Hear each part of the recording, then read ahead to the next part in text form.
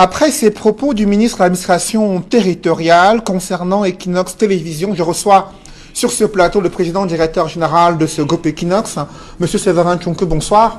Bonsoir, M. Noufélé. Vous avez suivi le ministre Paul Atangadi. Il estime que la chaîne Equinox est un agent de relais des faux rapports des organisations internationales qui, selon le ministre, ont mis un plan pour déstabiliser les institutions républicaines. Que répondez-vous? Bonsoir à vos nombreux téléspectateurs. Je n'ai pas l'habitude d'intervenir dans les organes dont j'ai la charge.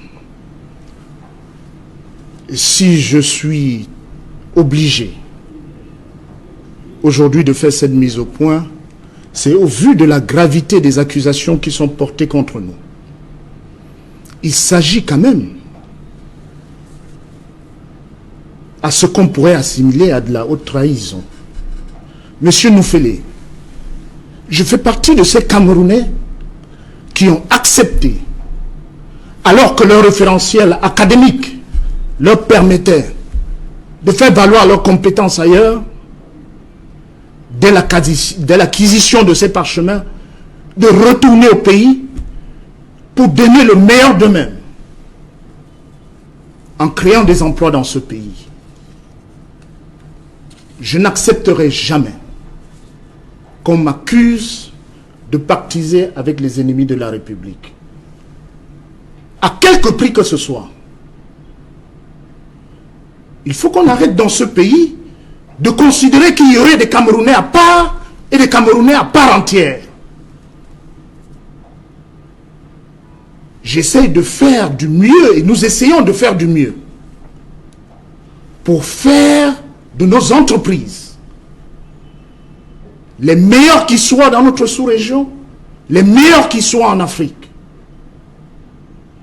Monsieur Noufélé, à ce jour, Equinox Télévision, depuis la survenue des drames de Ngarbou, est la seule télévision au Cameroun à avoir envoyé une équipe sur le théâtre des opérations. Les téléspectateurs ne le savent peut-être pas. Nous avons pris sur nous en toute responsabilité de ne pas diffuser une bonne partie des éléments ramenés du terrain. Et je veux bien faire savoir aux téléspectateurs et à l'opinion publique nationale et internationale que jusqu'à ce matin, nous échangeons en permanence avec certaines des plus hautes autorités militaires de ce pays sur ce qui se passe sur le théâtre des opérations. Et je les prends à témoin. Je sais très bien que dans ce pays, il y a des personnes qui savent mieux faire le travail des autres que le leur.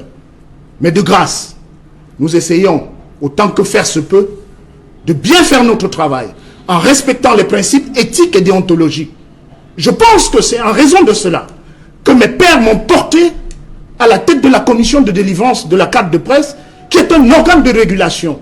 Voilà donc celui qui décide de qui est journaliste au Cameroun et qui ne l'est pas, et qui partiserait avec les ennemis de la République. Quelle honte pour nous. J'ai honte. Il faut quand même que dans ce pays, on sache reconnaître ce qui est bien fait. C'est pour cela que vous comprenez mon indignation.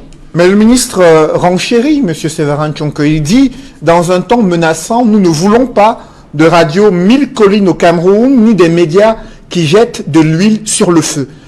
Vous qui êtes promoteur d'Equinox, est-ce que votre ligne éditoriale est similaire à cette radio 1000 collines que beaucoup d'Africains connaissent dans les histoires, les épisodes sombres du Rwanda? Monsieur Noufélé, cela fait partie des choses qui ont heurté ma sensibilité et ma nature humaine.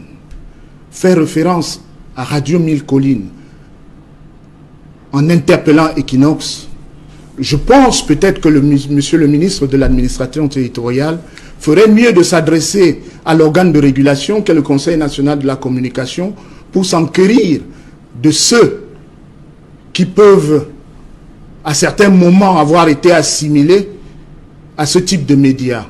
Je pense que cet organe de régulation, les Camerounais le savent très bien, n'a jamais, à ce jour, à date, nous n'avons jamais reçu une condamnation du Conseil national de la communication. La seule fois où Equinox Télévision a fait l'objet d'observation du Conseil national de la communication était due au fait d'un représentant du RDPC sur le plateau qui avait tenu des propos abjects. Et non du fait d'un journaliste d'Equinox Télévision. C'est la seule fois où nous avons reçu une observation de cet organe de régulation. Que monsieur le ministre de l'administration territoriale, qui je pense n'est ni notre tutelle technique, encore moins l'organe de régulation en charge de l'audiovisuel, nous assimile à Radio 1000 Collines, j'ai du mal à me reconnaître dans cette assimilation. Mais toutefois, monsieur Noufele, je pense que monsieur le ministre de l'administration territoriale a de bonnes fréquentations pour ce qui est de ses accointances. Suivez mon regard.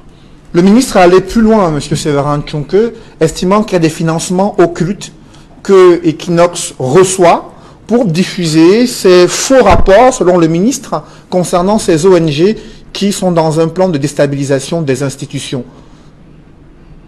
Est-ce qu'à Equinox Télévision, il y a des financements, une ligne occulte, et de tels financements que vous percevrez dans la perspective de mettre ce plan diabolique contre le pays? Monsieur Noufele, nous nous inscrivons en faux pour ce qui est d'Equinox Télévision contre ces assertions. Avant de répondre à votre question, de quoi s'agit-il? Il s'agit de l'indication faite par Equinox de ce qu'il existerait un rapport commis par une organisation internationale, par ailleurs reconnue de par le monde, qui a commis un rapport sur le Cameroun. Quel est le rôle du journaliste? Quel est le rôle d'un organe de presse? C'est de rendre compte. Que nous recommande l'éthique et la déontologie en la matière. C'est une fois que nous nous sommes saisis de cet élément, d'avoir le point de vue de ceux qui sont mis en cause. Il me semble que c'est ce que vous avez fait dans votre journal, en donnant une large proportion à l'adresse du ministre de la Communication, porte-parole du gouvernement, répondant à ce rapport. Nous avons été la première chaîne de télévision à indiquer qu'au moment où le ministre de la Communication s'exprimait, quelques jours après, le ministre des Relations extérieures était devant la Commission des droits de l'homme de l'Organisation des Nations Unies à Genève. C'est nous qui avons donné la primeur de cette information en relayant intégralement la défense du ministre des Relations extérieures par rapport à ces accusations. Que veut-on? Qu'y a-t-il de manquement par rapport à l'éthique et à la déontologie de ce métier là-dedans? Comme l'indique notre slogan, notre rôle c'est de rendre compte. Et nous pensons, non pas que nous soyons devenus Pulitzer, mais nous essayons chaque jour d'approcher ceux qui, comme Pulitzer, ont fait la grandeur de ce métier. Monsieur le ministre parle de 1000 Collines. Allez demander à Jacques Blaise-Vier, qui fut un de mes premiers rédacteurs en chef. Allez demander à Valentin Simeon Zinga, quelles sont les exigences que j'imprime à mes collaborateurs en la matière. Nous ne pouvons accepter cela. Ce pays doit être construit et va être construit par tous ses enfants. Mais ce qui me révulse, monsieur Noufele. Je vous en prie, allez-y. Savez-vous que ces mêmes personnes, dans certaines réunions, ont osé m'assimiler à certains hommes politiques, simplement parce que je viens de la même ère géographique que cela. Allez demander à Grégoire Ona, allez demander à certains, qui est Séverin Tchonke? Ils vous le diront. Et aujourd'hui, l'on vous interroge sur ces financements occultes que vous percevriez, selon le ministre de l'administration territoriale, pour relayer ces rapports présumés faux, selon le gouvernement, selon le ministre, sur la situation du Cameroun. Est-ce que vous percevez ces financements occultes? Je pense que quand on est à un certain niveau de responsabilité, ce n'est pas parce qu'on garde silence, nous autres, et qu'on agit en toute humilité, parce que nous sommes adeptes de son éminence, le cardinal Sarah, qui parle de la force du silence, que nous sommes incultes ou que nous n'avons rien à dire. Depuis 1991 que nous avons fondé des entreprises de presse dans ce pays, nous n'avons jamais reçu, je dis un bic, venant de quelque organisation que ce soit, encore moins de quelque structure que ce soit. Nous essayons chaque jour qui passe de faire fructifier nos entreprises sur la base de nos compétences et sur la base de la compétence ou des compétences de nos collaborateurs. Et nous pensons faire suffisamment bien notre travail pour que le même ministre de l'administration territoriale ne se déplace plus désormais sans exiger la présence des reporters d'Equinox Télévision à ses côtés. Quelle contradiction!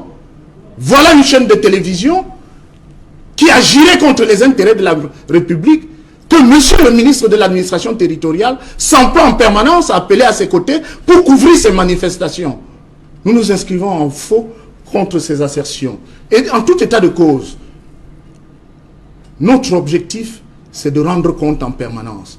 Nous avons rendu compte du rapport de Human Rights Watch, comme nous rendons compte de tous les autres rapports et de tout ce qui touche au Cameroun. Est-ce parce qu'un média rend compte d'un attentat que ce média serait devenu terroriste? Rendre compte d'un rapport ne signifie aucunement partager ce qui est contenu dans ce rapport, ni même être de mèche avec les commettants de ce rapport. C'est notre devoir qui nous l'exige. C'est ce métier qui nous le commande. Et nous le ferons en respectant les règles éthiques et déontologiques qui guident ce métier. Mais le ministre de l'administration territoriale a un problème particulier avec les investigations et les enquêtes menées par Equinox Télévision. Il estime qu'elles sont de nature, ces enquêtes et investigations, à dénigrer les institutions de la République du Cameroun, à saper le moral de l'armée camerounaise qui est sur le théâtre de la guerre à la fois contre les séparatistes, également contre les terroristes à l'extrême nord du Cameroun. Je vous ai indiqué tantôt que nous échangeons, et pas plus tard que ce matin, avec certaines des plus hautes autorités militaires de ce pays, pour comprendre ce qui se passe, afin de mieux édifier nos téléspectateurs. Je ne révélerai pas ici la teneur de nos échanges, parce que, voyez-vous, ce pays nous appartient tous. Et lorsqu'on a investi dans un pays, nous avons perdu près de 40 à 45% de notre chiffre d'affaires, du fait de la guerre dans le nord-ouest et le sud-ouest. Voilà des gens qui se contenteraient d'être de mèche avec des gens qui leur font perdre ce qui leur permet de vivre. Je comprends bien que les conflits internes au gouvernement font en sorte que certaines personnes nous en veuillent d'avoir accompagné monsieur le Premier ministre dans la tenue du grand dialogue auquel elles étaient opposées. Nous avons fait notre devoir de républicains. Et la seule satisfaction que nous avons eue,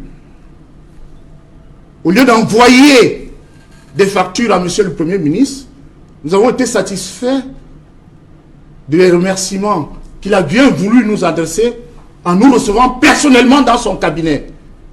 Nous l'avons accompagné dans cette opération. Savez-vous que nous avons dû louer pendant 10 jours des satellites, malgré nos modestes moyens, pour rendre compte fidèlement de ce qui se passait au Palais des Congrès.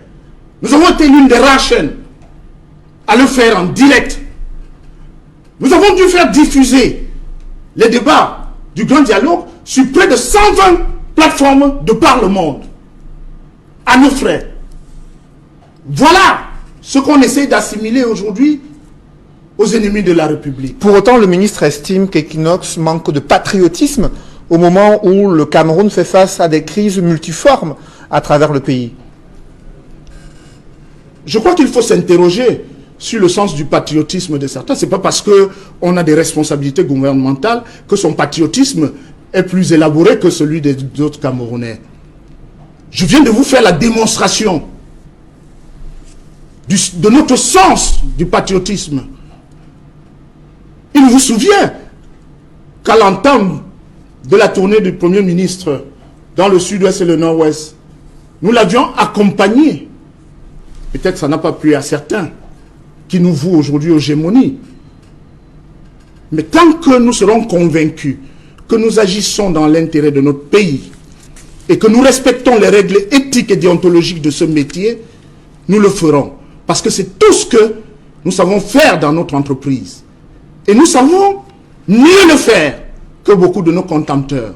Parce que voyez-vous, je vous dis bien, depuis que l'organe de régulation existe, nous n'avons jamais reçu quelque condamnation que ce soit. Bien que nous soyons pas toujours d'accord avec certaines approches de cet organe, mais c'est un organe qui existe. Ce qui, je pense que beaucoup d'autres qui ont les faveurs de monsieur le ministre de l'administration territoriale ne pourraient pas en dire autant. Vous avez un dernier mot, monsieur Séverin Tchonke?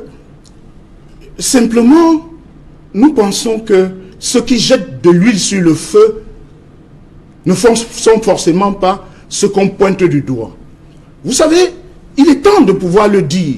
En matière de communication de crise, il y a des relais. Comment pouvez-vous expliquer que pas plus tard qu'hier, alors qu'un événement malheureux s'est déroulé en Galim et à Bamenda, monsieur le ministre de la Communication a fait une sortie médiatique qui n'a pas terminé de faire son effet. Voilà que cet après-midi, cette communication vient d'être annihilée complètement. On s'interroge sur ce qu'on peut appeler patriotisme de certains. Nous sommes de véritables patriotes. Et nous pensons que ce pays sera construit par tous les Camerounais. Et pas plus les uns que les autres. Nous avons investi dans ce pays, nous créons des emplois, et nous pensons que c'est notre sens du patriotisme. Et je pense, c'est très facile pour certains qui reçoivent des subsides.